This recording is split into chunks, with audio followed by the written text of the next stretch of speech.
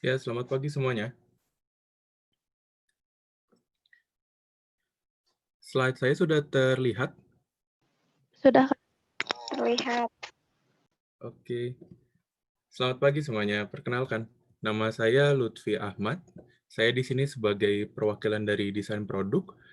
Saya juga merupakan asisten di program studi desain produk. Jadi di penjelasan kali ini saya juga akan menjelaskan bersama Pak Bismo. Di sini ada salah satu dosen kita, Pak Bismo mungkin Pak.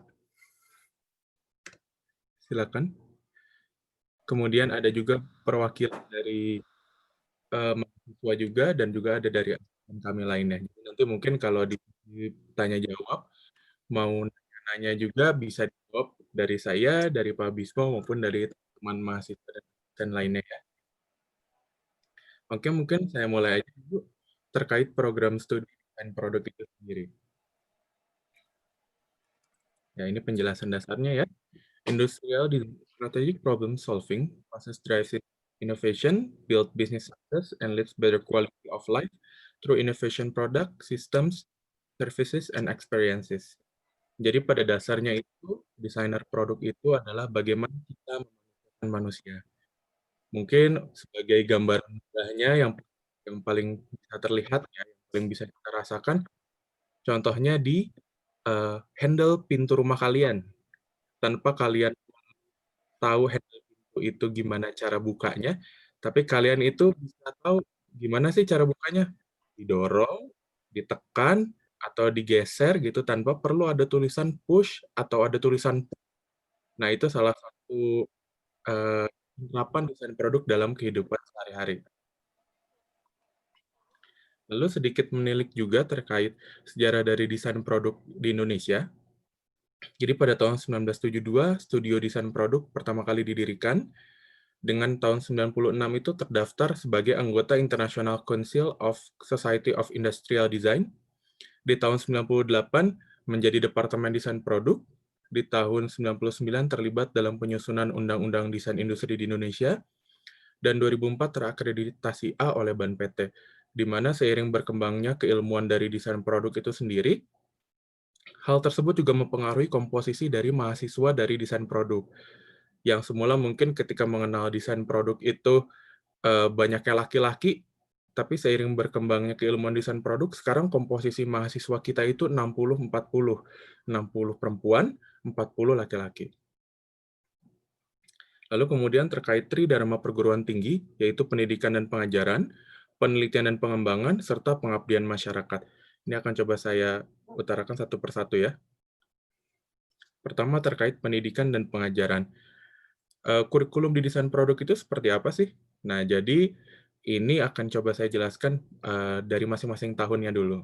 Di tahun pertama ini yang sudah sempat dijelaskan juga, ini akan ada tahap persiapan bersama mata kuliah dasar umum, di mana di sini kita ada proses penyetaraan terkait keilmuan yang akan dipelajari selama di FSRD. Jadi bukan hanya di desain produk aja, tapi juga satu fakultas. Lalu kemudian di tahun kedua, itu akan ada studio desain produk 1 dan studio desain produk 2 bersama dengan mata kuliah lainnya. Untuk studio desain produk 1 itu kita akan mengenal dan mendekatkan mahasiswa terkait bentuk. Jadi bagaimana mengeksplorasi bentuk, bagaimana mewujudkan satu citra dalam produk, misalkan citra maskulin, lalu kemudian produk yang maskulin itu seperti apa sih? Nah, itu nanti kita akan belajar itu di studio desain produk 1. Untuk studio desain produk 2 ini kita akan mempelajari terkait bagaimana mekanisme sederhana dalam sebuah produk. Jadi nanti ini akan banyak hubungannya dengan prinsip gerak ya. Kemudian ada beberapa kuliah wajib seperti sejarah dan teori desain, kemudian mata kuliah dasar umum seperti kewarganegaraan, agama, lalu kemudian ada mata kuliah pilihan.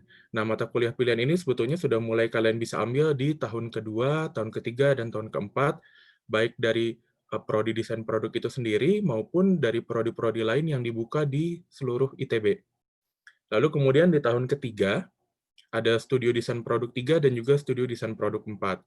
Nah, studio desain produk 3 ini berhubungan dengan mahasiswa mencoba masuk ke dalam satu industri, dalam hal ini UMKM, untuk mengembangkan potensi dari UMKM tersebut menjadi sebuah produk yang dapat diperjualbelikan. Nah, di sini ada beberapa mata kuliah pendukung, antara lain seperti manajemen desain, ada kuliah bisnis desain yang akan mendukung dari masing-masing studio dari desain produk itu sendiri.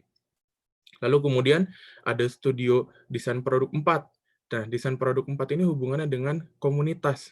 Jadi bagaimana mahasiswa bergabung dalam sebuah komunitas untuk memberdayakan kira-kira potensi dari sebuah komunitas itu apa yang bisa dikembangkan. Nah, di sini juga ada kuliah lainnya seperti sejarah dan teori desain, mata kuliah umum, dan mata kuliah pilihan.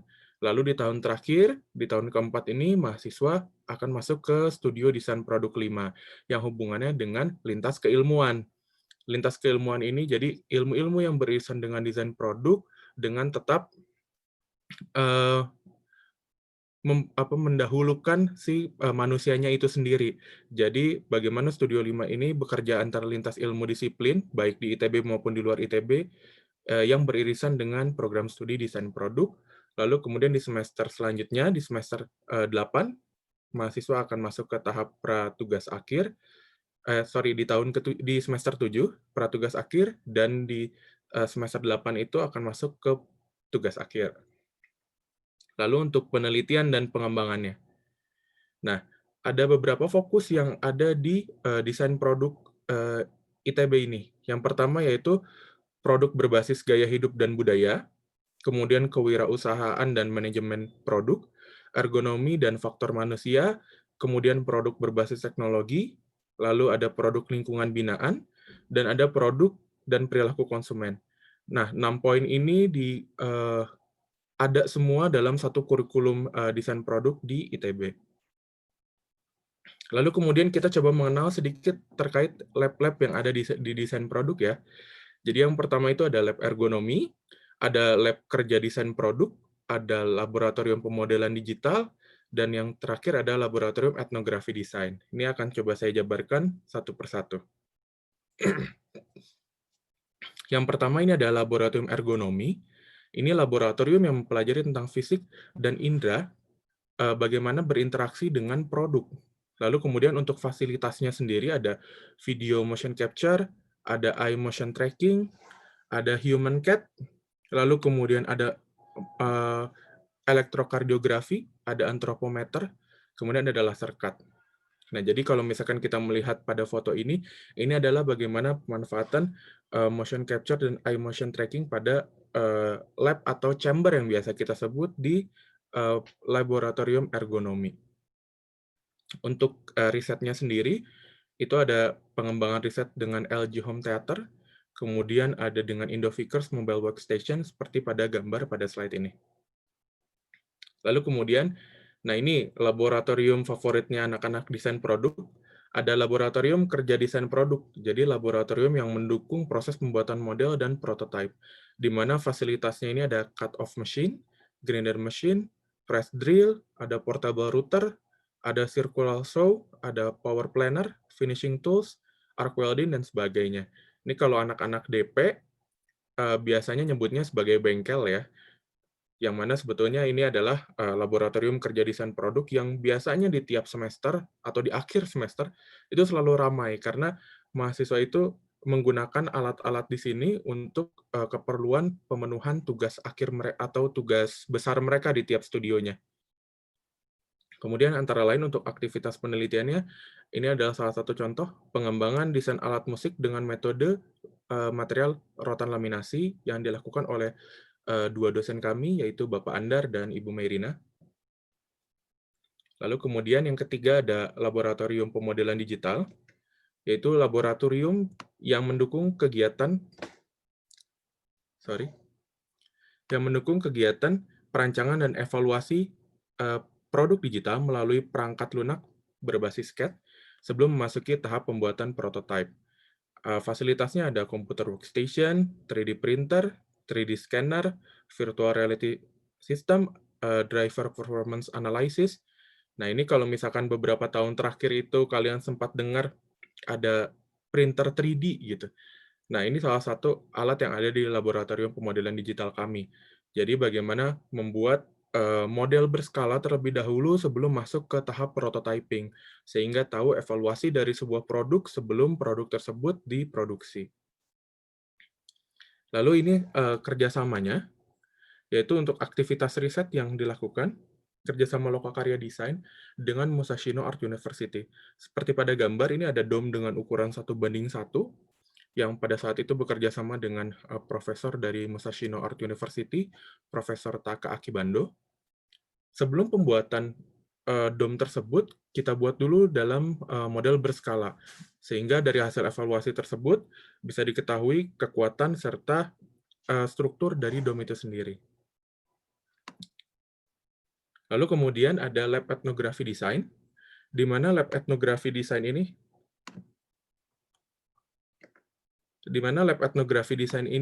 dibentuk sebagai upaya untuk mengembangkan produk dan praktik desain dengan perkembangan isu-isu serta teori-teori sosial, budaya, dan juga politik. Fasilitasnya antara lain ada perpustakaan desain sosial, ada audio recording system, dan sebagainya. Ini salah satu aktivitas risetnya, yaitu bagaimana mendokumentasikan artefak-artefak desain yang ada di Indonesia. Salah satunya karya dari Bapak Adi, salah satu dosen kami, terkait transforming tradition, bagaimana mentransformasikan old utensil ke new utensil tanpa mengurangi nilai dari produk itu sendiri. Lalu kemudian ada pengabdian masyarakat dari desain produk.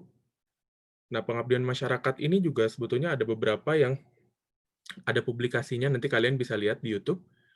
Ini yang pertama ada footwear industry di Cibaduyut, Bandung, yang terkenal sebagai salah satu sentra dari sepatu di kota Bandung. Kemudian ada packaging design development, kemudian ada youth waste 2009, ada public furniture yang dilakukan selama 3 tahun ya, 2010 sampai 2013, ada design statement, design project, dan Bandung Design Biennale yang terakhir kami lakukan di tahun 2019. Untuk design statement, design project, dokumentasinya itu bisa kalian lihat juga di YouTube, jadi kalian bisa tahu kira-kira di pamerannya anak desain produk itu seperti apa sih, bisa kalian lihat. Lalu kemudian yang terakhir ini adalah event terakhir yang kami hadiri, yang kami ikuti di Bandung Design Biennale 2019, sebelum masuk ke pandemi ini ya, yaitu terkait Beyond Design. Nah, di sini kita ada 3 agenda. Yang pertama itu dialog desain.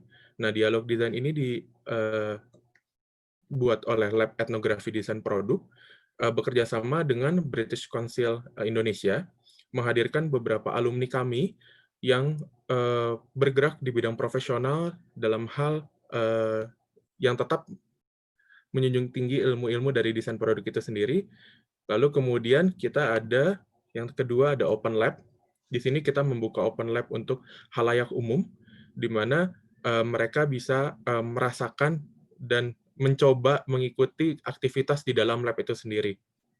Ini yang pertama ada laboratorium modeling digital. Jadi pada saat itu kita membuka semacam workshop, mereka membuat model dengan skala 1:sekian, yang kemudian nanti mereka akan coba print menggunakan 3D printer. Lalu ini laboratorium kerja desain produk yang membuka workshop juga. Pada saat itu kita membuat ada stool making.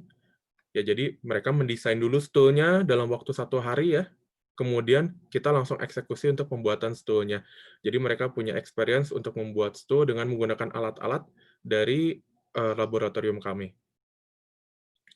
Lalu yang terakhir dari Open Lab kemarin, yaitu ada driving simulation using eye tracker mobile dari laboratorium ergonomi. Jadi ketika menyetir nih menggunakan simulator, fokus pengemudi itu kemana sih? Apakah ke jalan rayanya? Apakah ke setirnya? Nah, itu bisa menggunakan simulator dipasangkan dengan eye tracker mobile yang dimiliki oleh lab ergonomi. Lalu dari acara kemarin di Beyond Design kemarin, salah satu pamerannya adalah pameran connectivity tribute untuk mengenang almarhum Bapak Dudi Buyancoko, salah satu staf kami, dosen kami, mengenai karya-karya beliau baik di dunia profesional maupun kerjasama dengan industri maupun kerjasama dengan universitas dalam satu pameran tribute yang kami persembahkan untuk almarhum. Lalu berikut beberapa karya alumni kami dari desain produk. Ini dalam satu kategori furniture, ada karya dari alumni kami, Abi Abdillah, lukis chair for couple ini. Kemudian ada karya dari Denny R. Priyatna, Stool, yang sudah dipamerkan di beberapa pameran internasional, seperti Maison Object 2018, Ambiente Frankfurt 2019, Milan Design Week 2019. Kemudian ada Eugenia Hendro dengan Bika Tan Side Table untuk Bika Living.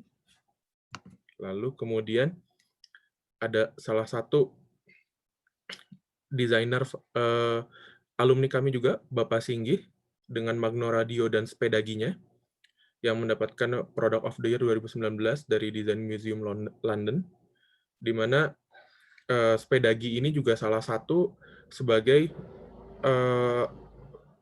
citra sepeda yang mendapatkan Good Design Award pada tahun 2018 dengan menggunakan material frame dari bambu. Lalu kemudian ada juga dari Ilham Pinastiko dan Slamet Riyadi dengan Jampala Nusantara. Mungkin beberapa sudah melihat juga ada di Instagram berseliweran ya, yang mendapatkan Good Design Award 2019. Bapak Slamet Riyadi juga ini merupakan salah satu staf dosen kami di desain produk ITB. Lalu kemudian ada Hari Anugrah Mawardi dengan Amigdala Bambu, bisa dicek juga di Instagramnya, yang mendapatkan The Best Bravakasa Design 2014, Merit Prize in a Craft Award, dan juga Wirausaha Mandiri 2016. Kak Hari Anugrah Mawardi ini juga merupakan salah satu asisten di jurusan kami di Desain Produk ITB. Lalu ada karya dari Andriti Saksono, kemudian ada karya dari Bapak Hari Maulana, pada saat beliau bekerja di Panasonic Indonesia yang mendapat Indonesia Good Design Selection di tahun 2012. Ini juga ada salah dua karya dari alutsista di Indonesia dari Bapak Sena Maulana, membuat Panzer Anua dari PT Pindad ya. Kemudian ada di SS Burtiar dari Bapak Satria Patriosiando. Lalu kemudian juga kalau misalkan kalian kemarin sempat melihat ada Ameraincoat. Ameraincoat itu karya mahasiswa juga yang awalnya dari tugas perkuliahan, lalu kemudian direalisasikan menjadi satu bisnis yang tahun 2019 kemarin pada event Idea Fest 2019, produknya menjadi salah satu yang dipakai oleh Bapak Presiden Joko Widodo. Ya, mungkin segitu saja penjelasan dari saya. Jika ada yang ingin ditanyakan, silahkan bisa ditanyakan baik di kolom komentar atau mungkin juga mau open mic langsung juga silahkan. Begitu. Mungkin dari Pak Bismo, ada yang ingin ditambahkan, Pak Bismo? Iya, silahkan buat yang mau bertanya ya, langsung aja, jangan ragu-ragu. Mumpung kita waktunya sampai jam 11 ya, kalau nggak salah. Iya, betul, Pak. Iya.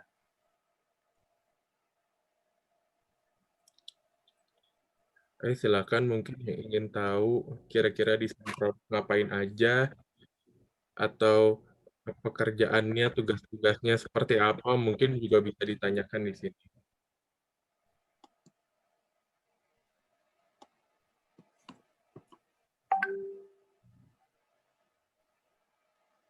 Ya, sekilas info juga mungkin sudah pada tahu tentang desain produk ya, dan tadi sudah cukup jelas.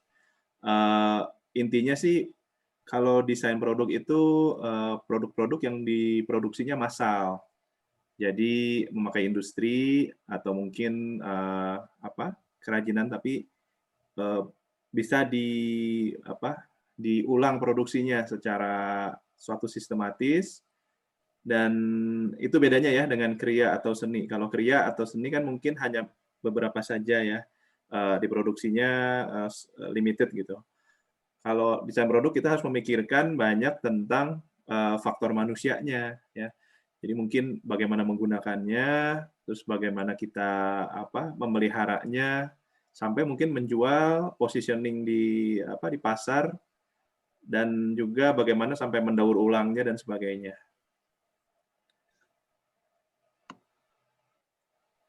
Ya, ini sudah mulai ada beberapa pertanyaan Pak Bismo di Ya, kolom komentar. Ini ada yang silahkan bertanya, dijawab. apakah bahan presentasinya bisa di-share? Oke, nanti akan bisa diputar ulang di YouTube-nya FSRD ya. Jadi kalau kalian mau Baik. lihat lagi, bisa lihat di YouTube-nya FSRD nanti. Ya, lalu kemudian dari Damaramata, Kak, boleh memaparkan tugas-tugas desain produk, Kak? Gitu. Mungkin Pak Bismo ingin coba menjawab dulu, Pak. Tugas-tugas desain produk itu, jadi memang tiap tahun akan berbeda konsentrasinya. Pada tahun pertama kan mungkin semua sama dulu ya, TPB ikut ikut program ITB semua digabung. Nanti kalian tahun kedua baru mulai masuk ke studio desain produk, itu ada studio DP1, DP2. Yang satu itu kita konsentrasi mengenal bentuk. Jadi bentuk itu ada fungsinya dan secara fungsinya itu didahulukan dulu gitu. Jadi kita bukan hanya sekedar indah saja, tapi semua bentuk ada alasannya, ada alternatifnya sebelum kita tentukan. Lalu DP2 itu semester berikutnya itu kita mulai rekayasa engineering. Jadi kita menggabung prinsip-prinsip yang fisika dasar ya. Jadi jangan takut, nggak perlu terlalu rumit. Tapi misalnya kita bermain dengan elastisitas gitu ya. Kita bermain dengan gravitasi, kita bermain dengan kekuatan material. Misalnya kita pakai kertas ya, kardus, kita bisa lipat-lipat tanpa lem, tanpa paku menjadi suatu produk yang bermanfaat gitu. Misalnya jadi kursi ya, jadi stool atau jadi tempat pelindung kepala, jadi helm dan sebagainya hanya dari kertas ya. Terus nanti sejalan dengan tahun ketiga dan keempat akan semakin kompleks gitu. Tugas-tugasnya akan semakin mendalam ya. Ada yang dengan komunitas, ada dengan industri kecil, sampai nanti akhirnya kalian akan boleh memilih yang kalian suka gitu. Jadi pas TA itu kita bebasin. Misalnya arah kalian ke furniture atau ke wearable, itu banyak sekali yang beragam ya, jadi sampai otomotif pun ya, bahkan application pun bikin game gitu ya, itu masuk juga gitu ke ranah kita gitu. Banyak sekali kita akan tugas-tugas yang bisa dibilang bermain lah ibaratnya, karena kita mempelajari karakteristik anak gitu ya, anak kecil misalnya pertumbuhannya bagaimana, terus nanti kita akomodir. Terus kita juga bisa membantu menaikkan ini ya derajat ekonominya industri kecil. Misalnya mereka selama ini belum punya desain, nah kita bisa bantu juga gitu dengan tugas kuliah. Gitu. Nanti ada mata kuliahnya di situ. Ya mungkin secara singkat detailnya nanti bisa lebih lagi, tapi garis besarnya begitu. Mungkin ya Kak Lutfi ya. Baik, terima kasih banyak Pak Bismo. Mungkin kita lanjut lagi ke pertanyaan selanjutnya. Seberapa jauh studi terkait desain otomotif yang diberikan di desain produk ITB? Bagaimana Pak Bismo? Mungkin bisa dibantu jawab juga di sini ada ya. Dari saya dulu ya mungkin, nanti Ya, kalau baik. ada Kak Mia atau dari Kak Lutfi atau dari Indes juga wakilnya boleh ya. Khusus untuk otomotif, sebenarnya kita sudah dari zaman awal sekali cukup aktif ya. Jadi mulai dari lulusan kita yang kerja di Astra Honda Motor sama mobil di Toyota ada ya. Dan juga ada juga yang wira swasta, bahkan ada yang bikin mobil custom gitu ada. Terus ada yang dipindat juga. Jadi pindat. Kalau kalian tahu kemarin ada mobil maung ya, yang ada 40 biji itu baru diserahkan. Itu yang bikin tuh lulusan-lulusan desain produk ya. Ada angkatan 94, 95, lalu dia gabung dengan pindat juga.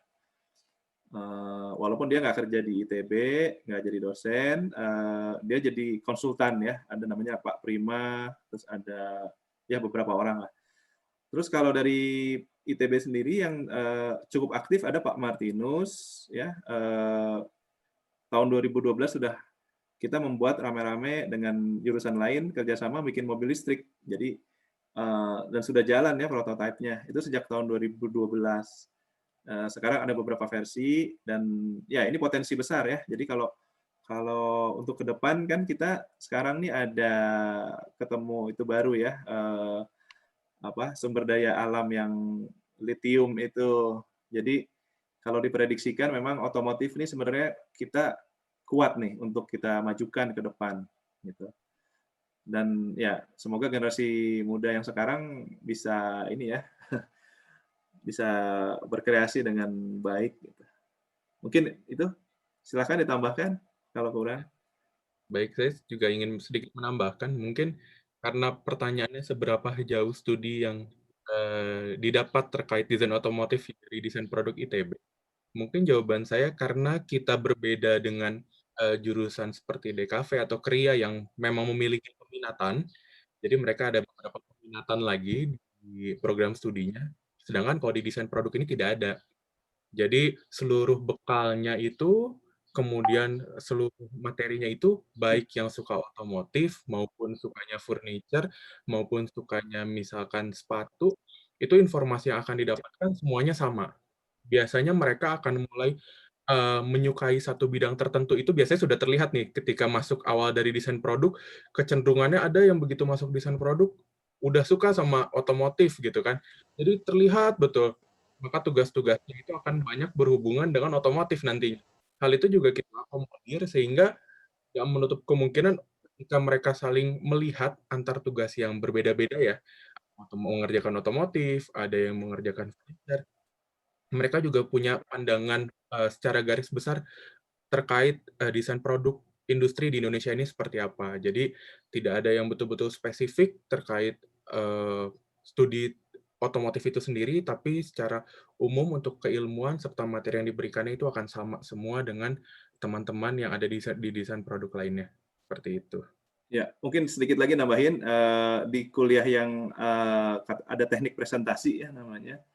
Mata kuliah ini misalnya nanti tugasnya tentang otomotif, tapi dalam kelompok gitu. Jadi misalnya ada yang suka interiornya ya, yang suka eksterior, suka styling, itu semua diakomodir. Jadi kita bisa bagi-bagi tugas. Terus nanti sekarang saya nambah lagi ada pertanyaan tentang studio tidak bisa dipakai karena pandemi. Nah, memang kayak printer 3D dan sebagainya itu kan ada di lab ya. Tapi kalau perkuliahan tetap jalan dan tetap kita bisa latihan secara virtual gitu. Jadi ada beberapa contoh-contoh pakai video atau mungkin nanti bisa di-scan dan bisa di-share juga. Dan mungkin justru yang digital ini akan lebih memudahkan ketika pandemi. Jadi karena sebenarnya kan printer 3D itu ada apa ya? Ada yang online juga gitu. Kita bisa via kirim gitu ya ke satu perusahaan dibandingkan kita harus ke bengkel kayu gitu. Kalau bengkel kayu mungkin kan alat-alatnya lebih berat ya. Jadi mungkin untuk mempelajari prinsip-prinsip bedanya manufacturing yang aditif sama yang subtraktif nanti mungkin bisa belajar di situ gitu, bisa ada mata kuliahnya. Silakan untuk selanjutnya. Ya, ini untuk pertanyaan selanjutnya dari Yura. Untuk prodi desain produk saat semester 3 setelah TPB, prodi ini ada di peringkat keberapa dan yang paling banyak minat atau dipilih pada mahasiswanya? Ya, jadi saya juga ingin coba menjawab.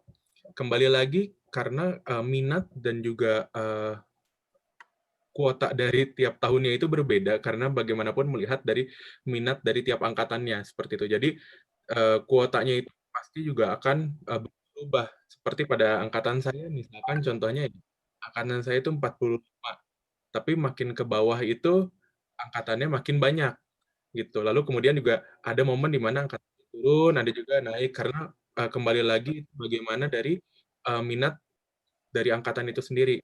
Kita kan dari FSRD itu kalau nggak salah menerima sekitar kurang lebih setahu saya sekitar 250 kursi dan minatnya itu kan pasti berbeda-beda dari tiap mahasiswanya. Kan nanti baru masuk di tahun kedua untuk ke program studi. Gitu. Jadi di tahun pertama pada saat TPB nanti kita akan melakukan pameran biasanya. Dari pameran itu biasanya 3 kali diminta untuk mengisi kuesioner. Jadi ada kuesioner 1, kuesioner 2, dan kuesioner 3 yang nanti akan dipamerkan pada booth masing-masing prodi gitu.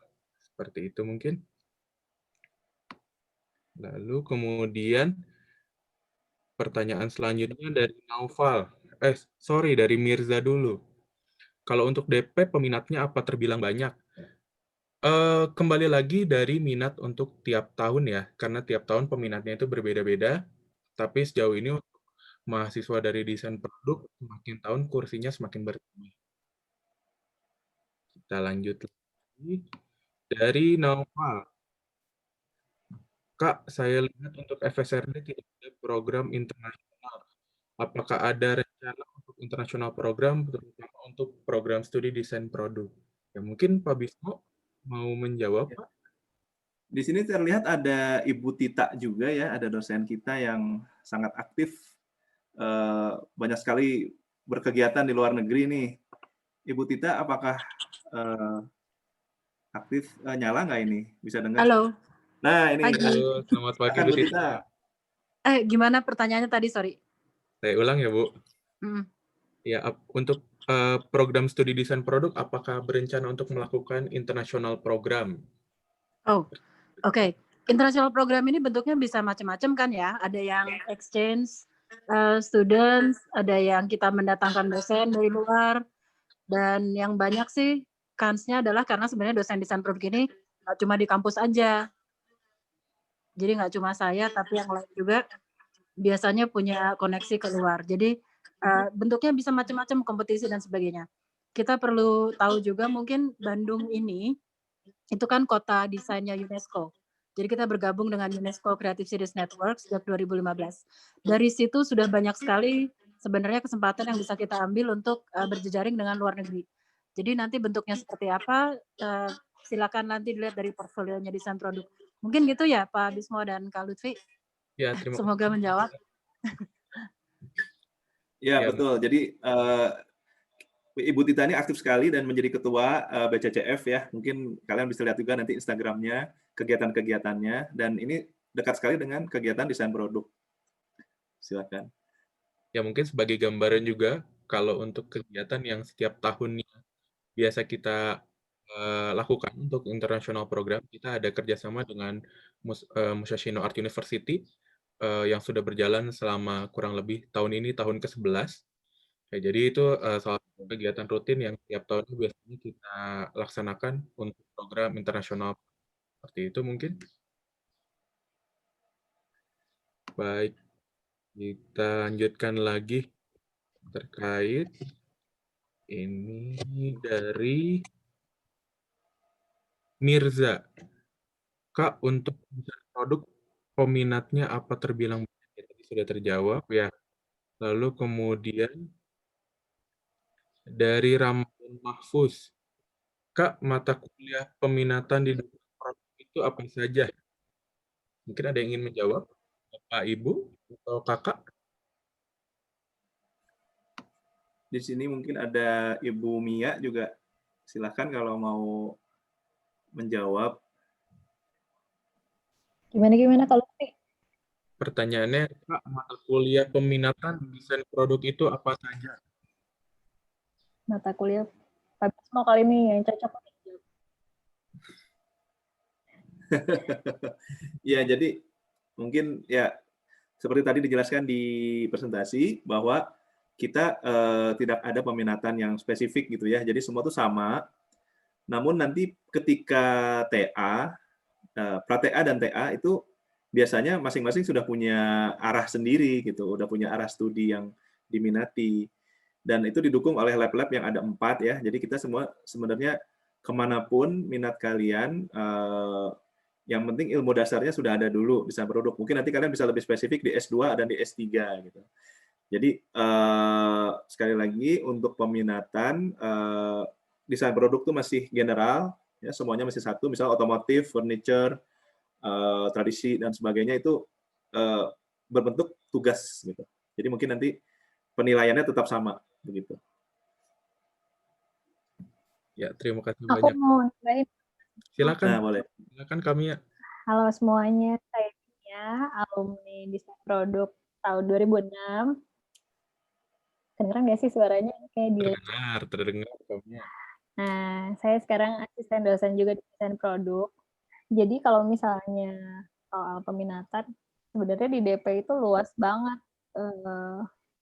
Minat kita itu kayak bisa ditampung di mana-mana gitu menurutku. Jadi ada yang tertarik buat neliti soal anak, ada yang neliti soal otomotif, ada yang tertarik desain dan sosial, macam-macam banget, alat musik, dan sepatu, macam-macam gitu banget di DP itu.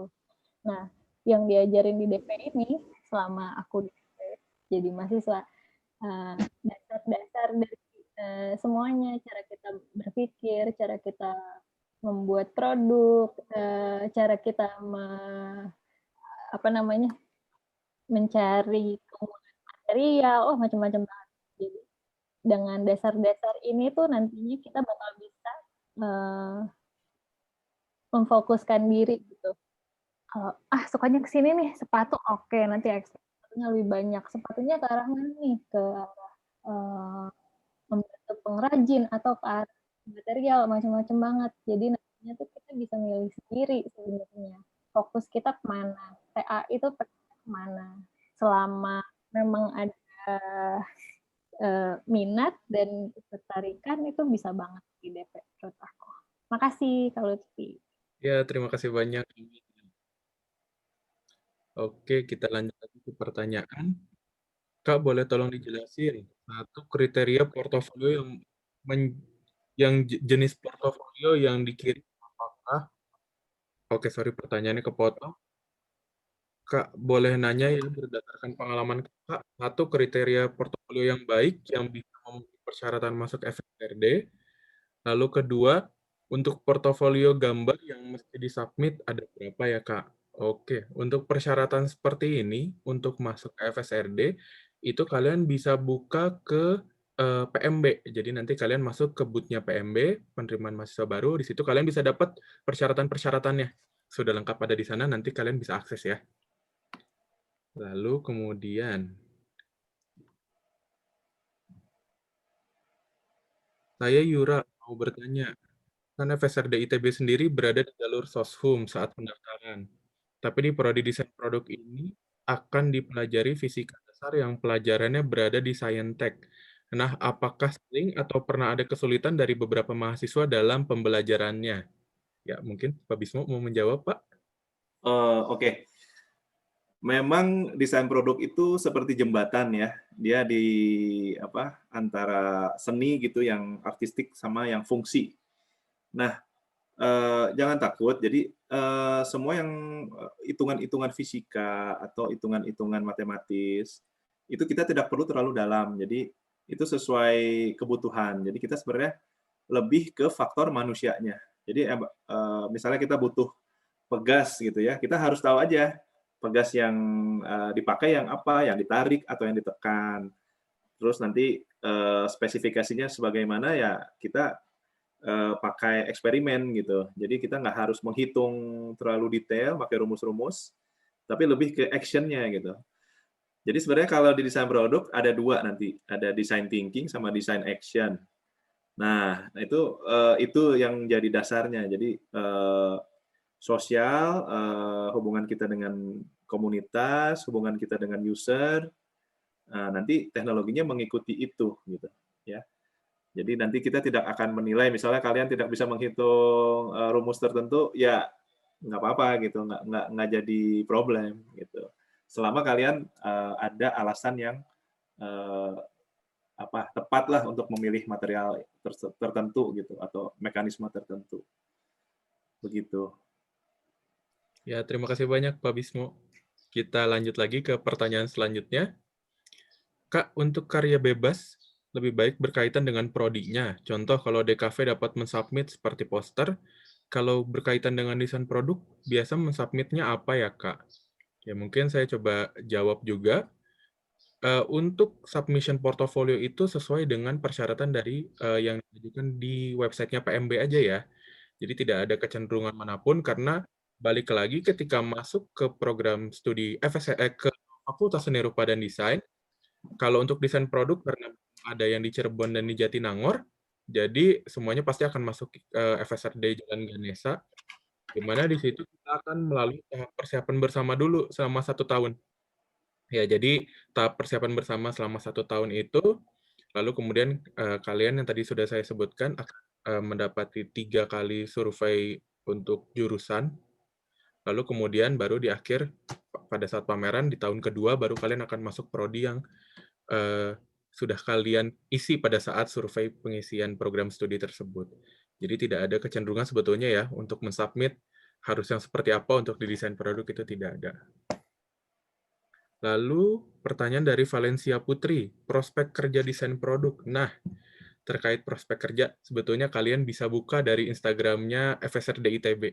Ya, di sini sambil kalian buka-buka ya di websitenya, di situ semua jurusan tidak hanya desain produk, sudah ada listnya kira-kira prospek kerjanya seperti apa. Tapi untuk gambaran ya, kalian itu bisa nih, saya bacakan, sebagai professional industrial designer, lalu kemudian entrepreneur, kemudian ada industrial design researcher, ada tenaga ahli desain produk, konsultan desain, desainer, atau bahkan sekarang juga yang sedang banyak minatnya di user experience.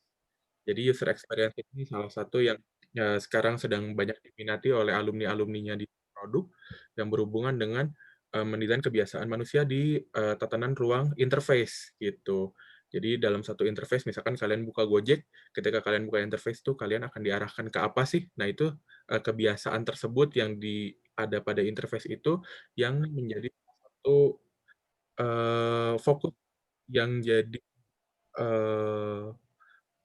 bahan sebagai apa sih yang dikerjakan oleh desainer produk di ranah user experience, seperti itu.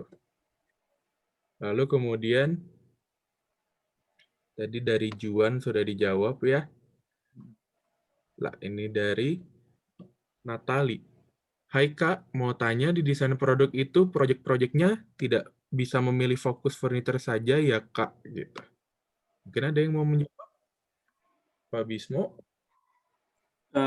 Ya, silahkan kalau misalnya suka furniture ya. Jadi dari awal mungkin tugas-tugasnya kalian sudah mengarah ke situ gitu. Jadi itu kita nggak ada pembatasan gitu. Memang dan furniture itu sebenarnya bagian yang sangat sering dijadikan contoh di tugas-tugas kuliah gitu. Jadi itu bisa dibilang furniture itu ilmu dasarnya inilah desain produk. Jadi jangan khawatir.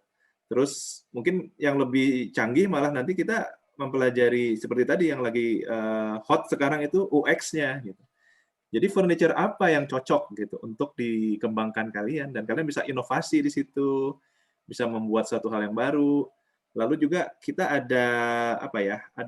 Diajarkan juga pelindungan hakinya. Jadi kita mempersiapkan kalian sebenarnya bisa bisnis sendiri ya, bisa jadi entrepreneur. Selain mendesain dengan inovasi yang tertentu gitu, itu kalian bisa sampai siap untuk dipasarkan juga dan dilindungi oleh hakinya gitu. Jadi ya seperti tadi dibilang juga kita sangat luas ya. Jadi bukan hanya furniture saja, ada yang suka mungkin wearable gitu dan otomotif dan ya luas sekali gitu. Mungkin cukup menjawab ya, Ya. Kak Lutfi. Nah, ini mungkin pertanyaan khusus untuk Pak Bismo sepertinya ini, Pak. Apakah ada pelajaran terkait desain user interface digital? Ya, ini Pak Bismo salah Nah, satunya sempat memegang mata kuliahnya nih, Pak. Silahkan, di Pak. semester ini ada mata kuliah namanya desain berbasis pengguna. Jadi user based design. Dan ini sebenarnya mata kuliah pilihan. Jadi bergabung dengan jurusan lain ya. Kebetulan dari STAI itu sangat banyak sekarang mahasiswanya. Dan ini akan pelajari hukum-hukum dasar, mungkin ada 4 dulu ya, yang tentang interface. Dan itu sangat dipakai untuk aplikasi gitu ya, untuk bagaimana kita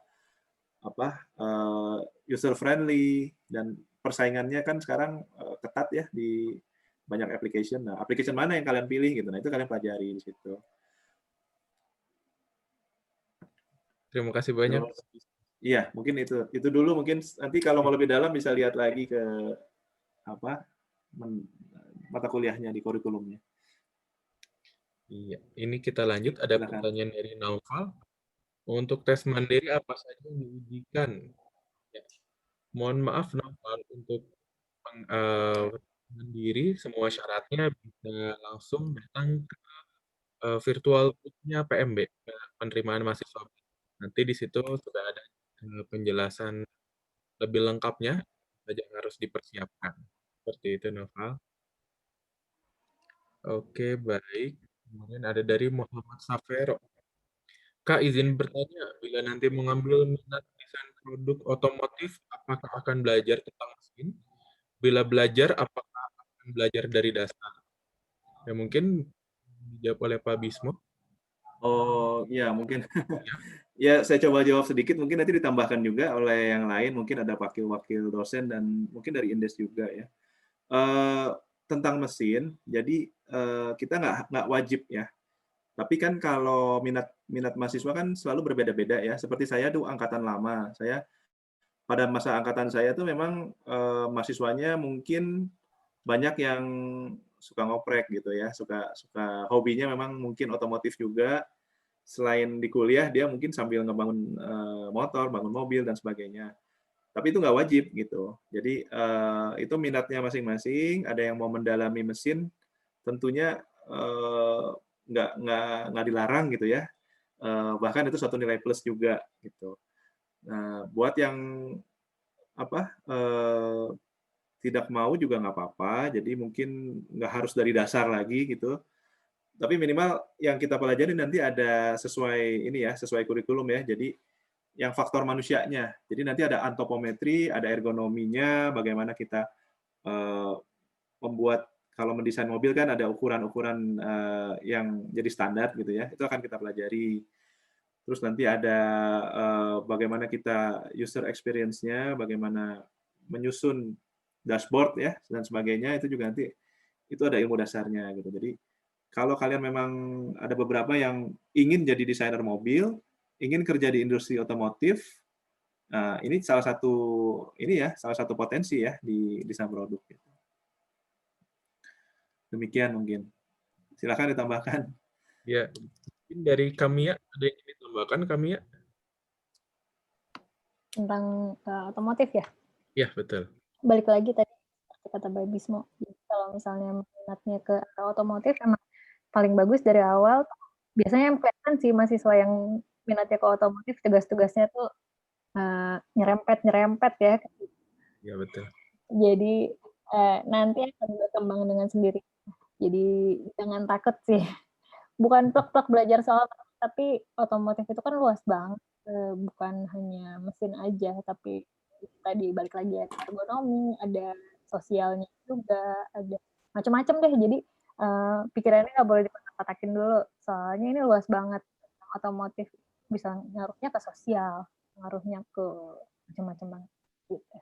Makasih kalau di. Ya, terima kasih banyak, Kamia. Ya, ini. Di sini ada ini juga mungkin kalau Lutfi ada nggak yang dari Indes nih yang ya, betul, masih Pak. jadi mahasiswa sekarang di sini? Iya, di sini mungkin ada Fatima sama Erina. Ya, mungkin bisa Silakan sedikit tuh. share juga pengalamannya sebagai mahasiswa dan masih mahasiswa di desain produk. Nah, ya. Coba mungkin dari Fatima, mungkin. Silahkan Fatima. Cerita antara apa aja nih? Ya, mungkin karena Fatima sekarang sedang masuk ke tahun ketiga ya, Fatima ya? Iya. Ya, mungkin bisa bercerita selama kemarin di tahun kedua di desain produk itu seperti apa sih? Tugas-tugasnya, perkuliahannya mungkin? Ya, kalau buat aku sih jujur aku emang udah take DP dari SMP kan ya, jadi gitu masuk DP tuh seneng banget, terus jadi apalagi kalau misalnya DP 1 gitu kan, kita tuh kayak jadi kan pertama tuh kita belajar bentuk, tapi kita juga belajar material-material gitu, kita jadi tahu lebih banyak tentang material yang keras, yang lembut, gitu. Terus gimana kita proses sebuah produk. Jadi tahun kedua itu kayak benar-benar belajar dasarnya banget ya buat jadi seorang desainer produk itu pas tahun kedua. Terus menurut aku ya yang paling seru itu pas ngebengkel ya. Kalau Kak Lutfi juga tadi udah jelasin bengkel itu yang banyak peralatannya, terutama buat ngolah kayu atau besi. Nah itu ada mata kuliahnya, yaitu praktik bengkel. Dan itu seru banget ya, kita ngolah kayu, kita bikin rak atau bikin kursi kayak gitu. Ya gitu deh, soalnya apa ya, DP itu meskipun dia FSHD, kita tuh nggak full gambar. Kita nggak gambar mulu gitu. Kita kayak kerja fisik juga yang kayak ngamplas, ngecat. Jadi kalau misalnya kalian agak-agak apa ya, jenuh di DP itu kita ya nggak selalu gambar. Jadi kayak menurut aku balance gitu loh. Jadi ya itu kalau dari aku seru. Nah, itu testimoni dari mahasiswa yang sekarang lagi aktif. Dan mungkin ada satu lagi yang saya pengen tanyakan juga, kan sekarang pandemi ini tadi ada ditanyakan juga, gimana tuh, ada problem apa nih ketika pandemi, dan mungkin buat jaga semangat, gimana nih? Pas pandemi itu sebenarnya emang kita awalnya agak panik ya. Soalnya kan emang desain produk itu ya sebenarnya mata kuliahnya ada studio kan yang paling banyak SKS-nya. Dan kita bingung tuh asistensinya gimana gitu, karena nggak bisa secara langsung kan. Tapi ternyata cepat beradaptasi juga gitu kan ya, pakai asistensi online ternyata bisa juga gitu kan. Terus menjaga semangat selama pandemi apa ya? Sebenarnya sebenarnya awalnya sih agak gimana ya? Pas pandemi itu aku jadi agak kurang bersemangat awalnya karena jadi full di rumah, terus kita jadi nggak bisa praktek kayak gitu. Tapi ada Terus ini kan, ada Indes ya. Jadi kalau dengan Indes itu ada satu fungsi kekeluargaan juga ya di antara mahasiswa. Jadi saling bantu kan. Jadi ya kadang iya saling bantu. Kayak sebenarnya Indes itu kan kadang kita juga suka ada kayak semacam ngobrol kayak kopi sore gitu lah. Jadi kayak kita tuh angkatan atas sama angkatan bawah itu kita sharing-sharing. Jadi meskipun pandemi, kemarin juga kita sempat kumpul-kumpul ngobrol-ngobrol juga via Zoom, via Gmeet gitu juga. Jadi ya di situnya seru sih. Oke, makasih. Ini mungkin harus dijelasin gitu kali, Indes itu apa sih? Dijelasin belum tadi? Iya. Coba ini mohon maaf, ini waktunya sudah habis ternyata. Lagi ya. Kita cuma sampai jam 11. Nggak kerasa ngobrol-ngobrol. Seru jadi. Nanti mungkin di ruangan utama aja di main room ya, bisa dilanjutkan pertanyaan-pertanyaannya. Nanti kalau masih ada yang pertanyaan, kita bisa lanjut lagi di main room. Nanti silakan langsung tanya aja di kolom chat komentarnya ya. Iya, pertanyaan terakhir aja nih mungkin, yang beda sama Kria ya. Oke, baik. Silakan. Ini pertanyaan terakhir ya. Bedanya apa ya antara Kria ITB dengan desain produk ITB? Sepertinya keduanya sama-sama menghasilkan produk kreatif. Apa benar kalau Kria lebih mengutamakan unsur seninya, sedangkan desain produk lebih ke fungsinya? Ya, mungkin mau dari Pak Bismo, Pak. Ya, jadi memang Kria itu sangat dekat ya dengan desain produk, dan kadang-kadang dosennya pun ngajar di dua tempat itu. Namun kalau dari mahasiswa dan dari tujuannya memang kalau Kria itu biasanya terbatas, produksinya itu lebih mengutamakan keterampilan pengrajin dan teknik-teknik produksi yang tradisional. Jadi dia melestarikan dan mungkin mengembangkan dan menaikkan industri kecil gitu. Sedangkan kalau yang desain produk, kita masih bebas, jadi lebih ke produksi massal gitu. Jadi mungkin di situ ada faktor ekonominya lebih banyak gitu ya, produksinya bagaimana, lalu pemasarannya juga, dan mungkin teknologinya bisa lebih bercampur gitu, bisa multidisiplin di desain produk. Mungkin secara garis besar itu bedanya. Baik, terima kasih banyak Pak Bismo. Iya, Terima nggak kasih. terasa ya, waktunya sudah habis. Ini kita sudah berganti sesi. Dengan sesi selanjutnya ada penjelasan dari Prodi Kria Cirebon di jam 11. Oke, mungkin nanti kalau masih ada pertanyaan, kita bisa lagi di main room ya. Ya, kalau gitu, Ya, semoga terima ketemu nanti ya di kasih. desain produk dan kalian. Ya, Sampai jumpa.